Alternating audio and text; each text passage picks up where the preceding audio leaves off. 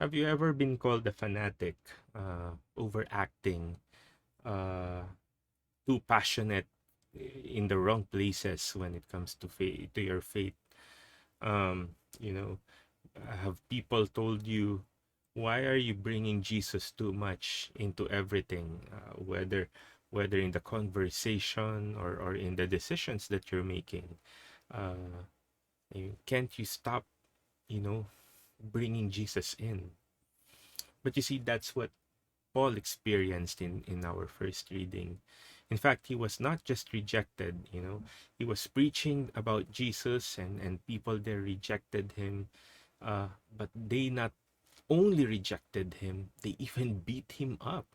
In fact, beat him up to the point of them thinking he was dead. I mean, can you imagine that? Beating someone up and thinking he was dead, so you just put the body outside of the city. And that's what Paul experienced.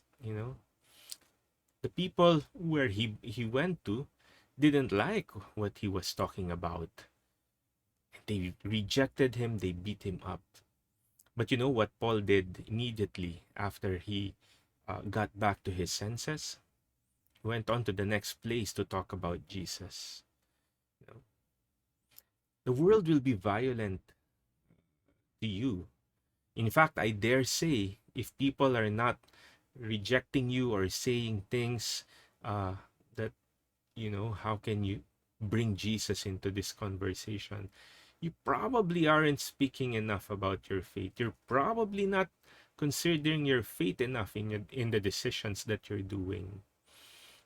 Jesus said in our gospel, His peace He gives to us, but not the kind of peace that the world gives. Of course, it's good when everyone is understanding each other, but true peace can only come when peace comes with Jesus. When Jesus is at the center of peace, that is the only true peace that we can have, that we can truly receive. Paul was courageous enough to bring about Jesus' word because Jesus was his source of peace. What is your source of peace?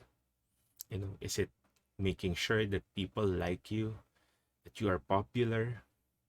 Or is it the peace that Jesus gives, the one that comes with infinite love, unconditional love, and the one that is courageous enough to be unpopular? Even when people reject you, you are willing to say the truth.